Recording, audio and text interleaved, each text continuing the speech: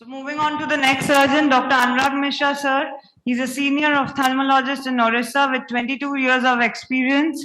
He's a brilliant orator and a surgeon par excellence. So moving on to the case, Mr. Shukumar Rai, 40-year-old male, complaining of diminution of vision in both the eyes for the last 2 years. Right eye, vision 660, improving to 618. Same for the left eye. Coming on to the grade of cataract is nuclear sclerosis 2 with a dense central posterior subcapsular. Fundus for the both eyes are normal. So the plan is to take up the right eye for Phaco foldable IOL. This is the anterior segment photograph showing the grade of cataract. And we have the next slide, please. Fundus for both the eyes are normal.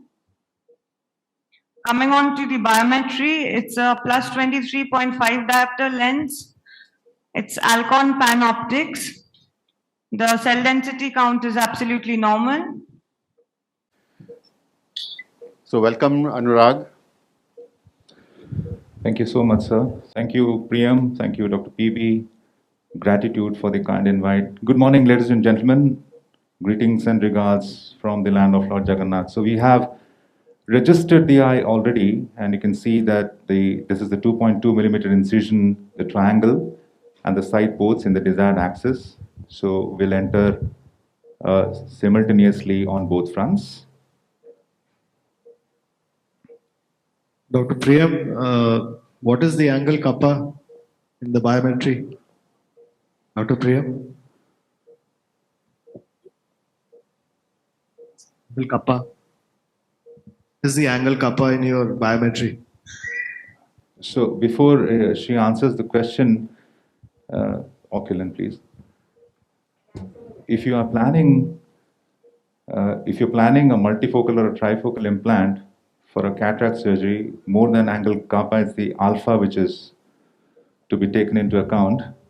I don't think the aberrometry profile has been done for this patient. However, if you have the ALMaster 700 with you, it can give you an indirect clue as to how much the angle alpha would be approximately along the x and the y axis. You can take a mean of that and then see whether or not this is suitable.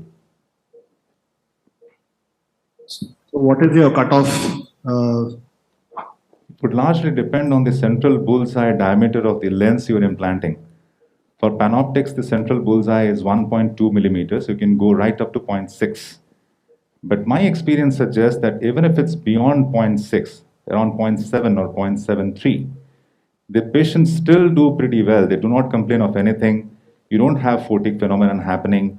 So they're pretty well. So probably the angle alpha thing is a little something that is enigmatic, and we've probably not understood it fully as of now, because it cannot be explained why these patients are pretty happy despite of the angle alpha being on the higher side. So this is something I always do. Sidha dekhiye light ko please. I always switch to the pure stereo coaxial mode before doing the rhexis so that I get the best of red glow. And I keep it on, particularly in nuclear sclerosis, that not very high, just to see the fluid wave for myself and do the hydro. It is imperative that you try a bit of hydro delineation in this case too, so that the Sidha dekhiye light ko please. Sorry, it was Odia that came out inadvertently. And then give it a twirl couple of times. I'm a very firm believer of the Vasavada school of thought, which says that you should rotate the nucleus magnification a little less. Fine. Can you do that from the microscope end? Because I don't have the foot switch with me. You can drop it down.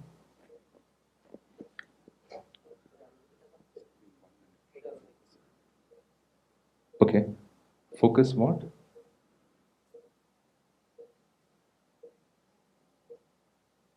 So, Dr. Shubhen, is it better now at the venue end? Can we drop the magnification, please? It's better. It's better. Can you just zoom out a little bit more so the pixelation is less for us over Certainly, here? I'll do that. Is it better now? Yeah, maybe. Yeah, better. I think that's good enough. It's not as crisp as we would want it to be, but yes, it's better than before. Okay, so we'll go to the Phaco mode now. We've done with our hydro procedures, and this is where we are entering the chop mode. A quick look at the parameters that I would be using. Fluidics are very low, always in my surgeries. I keep an IOP of 20. The flow rate also is not very high. सीधा देखिए light को please. Light को सीधा देखिए please. थोड़ा ऊपर उठाने को बोलिएगा आँख. So even the vacuum is set low at 450 panel, and the AFR is set at 23, sorry. And I have the IP switched on. So we go for the primary chop. Could you center it a bit? Yeah, sure. Better now? Is it better now? Yes, better. Thank you. So what is the chopper that you're using? It's a This is a blunt Chang's chopper. chopper coming from the house of Epsilon. It has a 2 millimeter sharp beak. And I use the same chopper for all grades of cataract, even if it's soft. एक minute इसको ज़्यादा मत कीजिए. The same chopper for all the grades of cataract. So it's a pretty sharp one, but it actually helps me a lot in doing a proper in situ chopping for all the cases. So if you notice the anterior segment photograph for this particular patient when the PPT was being projected by Priyam on the screen, there is a central patch which actually looks like more of a PSCC, but it did have a suspicion of a posterior polar cataract. So I asked an ASOCT to be done, and I saw the ASOCT myself. I saw that there's a continuous layer of posterior capsule. There's no communication. There's no defect. So we just handled the case in a normal way. Had it shown any defect or dehiscence, we would have handled it in the way we would normally handle a posterior polar cataract. So in the quad mode also, the IOP stays at 20, and look at the vacuum, it's hardly 425.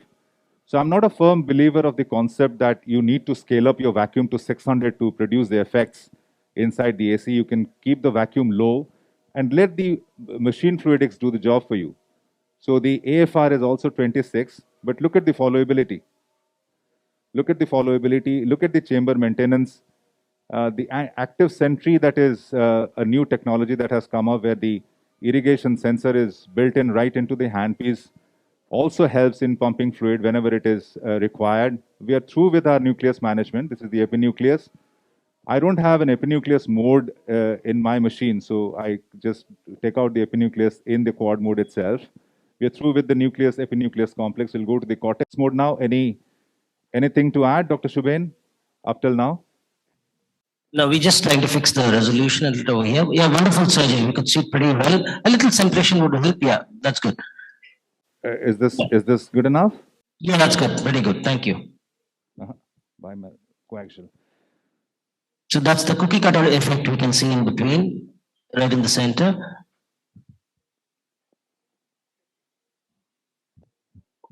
Thank you. Yeah. Huh? Yeah, so we've done a little bit of tweaking over here with the screen size. It was extra wide over here, so it kind of narrowed the screen, and this image is a little better over here. So we go on to the cortex mode. I use a coaxial IA cannula, not the bimanual one.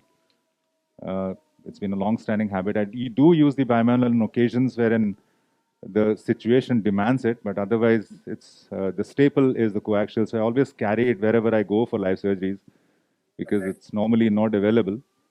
Of course, with Centurion, they do have the coaxial cannula coming in. Of course, that comes with a straight tip. I use a curved tip, which makes it very easy for removing the subincisional cortex, as you can see here.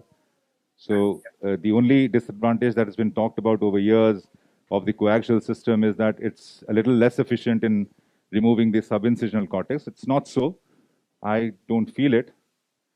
So after the cortex is removed, just a bit of BSS polish or hydro polish of the posterior capsule to remove the stub-borne little cortical fibers and make it absolutely glistening clean.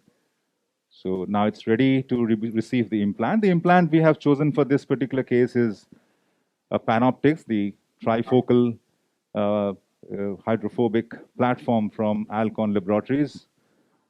And we all know that it has won my heart and my confidence over the years. I trust it even more than the modern day EDOFs coming from different houses, even the most advanced EDOFs. If you talk about the trust factor and deliverance part of it, when it comes to distance, intermediate, and near vision, Panoptics has always been my first choice. So what I do now is when I have a patient who's very young, in the less than 40 age group in particular, I select the dominant eye to receive an EDOF, and I select the non-dominant eye to receive a Panoptics. That way, I give them much better near vision. And believe me, the photic phenomenon they are just reduced down to nothing, zero. Just a little feedback from the audience. For the first time, we are seeing the capsular axis edge. So I think that's an improvement in the image quality. So after you can relax a little. Anurag, one question. While doing the irrigation aspiration, I saw that the second instrument you are holding is chopper. That is a routine you do? I just don't change the instrument in the second hand is all love. It's nothing. It's got nothing to do with a practice or a habit or anything. It obviously doesn't offer any clinical or surgical advantage. It's just that it's something that is that's there with me from the beginning, and I just don't change the instrument there. Okay. It's got no specific reason if that's what you're asking. Yeah. So the aisle has gone in. It's unfolded. The haptics expand and occupy the equatorial location where they're designed to go. And if you have confidence that you have not manhandled the main incision and you've not stretched it too much during the process of either phaco or aisle delivery, you can just hydrate one side port. That's what I do, and leave it like that. I don't hydrate the main port at all. I picked up this habit from the toric implants, where it is not recommended that you make the anterior chamber too taut or the eye too rigid. And the other thing is for flax cases, I also avoid the main wound hydration because that leads to a prolonged corneal edema at times. So the flax incisions, I only hydrate the side port and nothing more. So that's the end of that, ladies and gentlemen. Thank you so much for watching, and thank you again for the invite, Dr. PB and team TRENETRALAYA. Thank you, Anurag. Wonderful surgery as usual, and a great commentary along to keep us glued to the screen. We welcome questions from the audience. Please feel free to ask.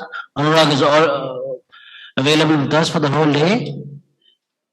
What about the use of intracameral antibiotics?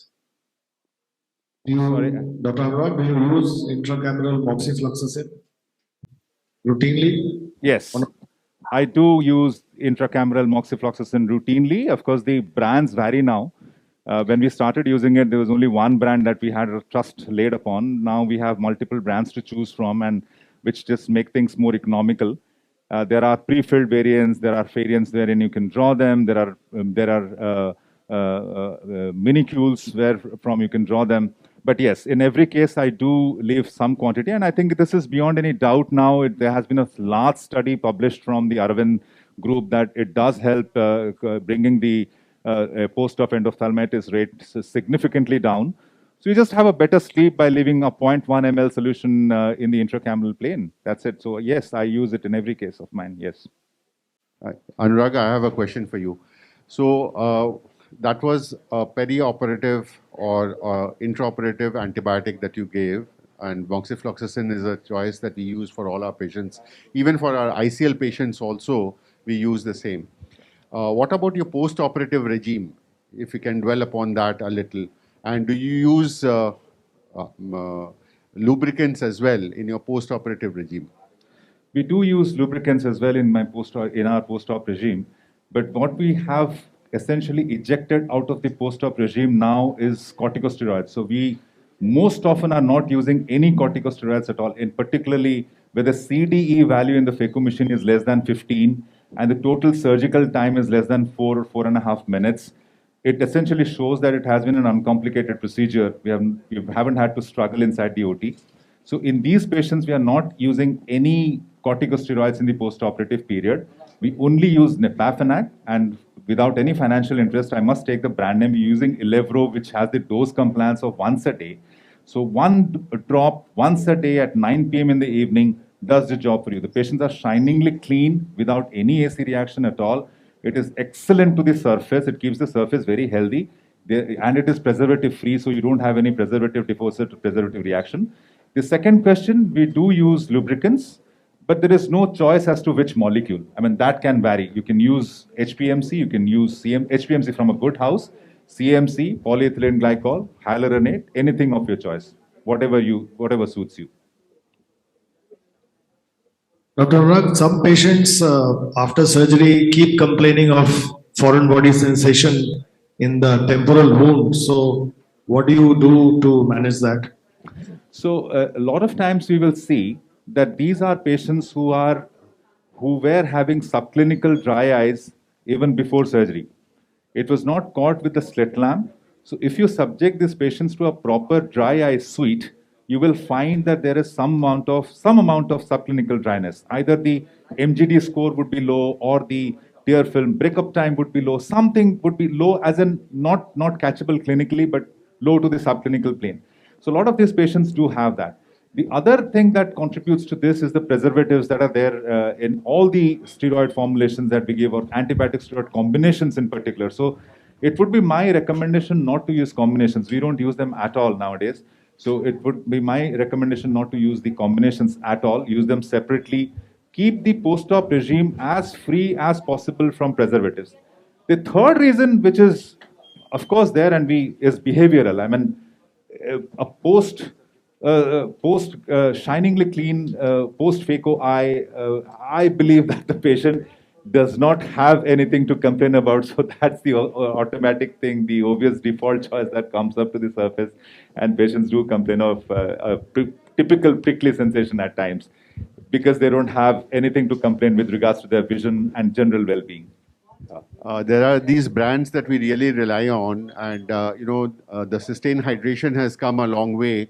And do you use it post-operatively regularly for all your patients? Yes, I do use them regularly for all my patients. So sustained hydration is again a PEG combination, polyethylene glycol combination. Works very well, stays on the surface for a longer period of time as compared to some of the other molecules. So it is. I agree with you, sir. It's a completely game changer when it comes to handling your premium patients, because these complaints that we just spoke about, the prickly sensation, the foreign body sensation, is more of a complaint with the premium patients. So when you handle your premium patients, these molecules actually help you a lot, because the cost factor is also premium. That's something the patients always understand. And second, they are actually very good when it comes to the clinical front. One natural question that comes to everybody's mind in the trifocal lenses is the effect of glare and halo. So how do you counsel, and what are the points that you take into account before you implant a trifocal? So the exclusion criterion that we had even for multifocals, the people who are habitual nighttime drivers, it is not a very suitable product for them, is what we thought in the multifocal platform, in the multifocal segment. Things have improved with the trifocal platform, but they still are there. It's not completely negated. The response that I get to hear from patients who are relatively young and they have to drive may not be habitual, but they have to drive in the evening hours, is that the glare and halos are there, but it's not something that disturbs them all the while. I mean, they can still drive. They can still drive, and it typically comes in when they're watching the tail lamp of vehicles that are preceding them, that are ahead of them. And it doesn't come when the headlamp is on. So it is a little bit of an adjustment issue. So if you have a unilateral implant, if you have a young patient who has got cataract in one eye, you can comfortably go ahead and put in a trifocal. They will not have issues with glare and halo.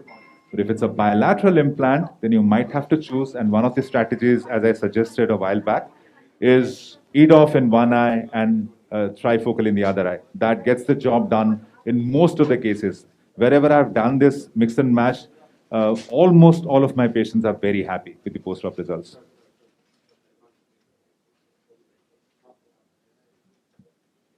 Very good. Yeah. Sir? for that wonderful surgery and the discussion. Thank you. Thank you, Priyam.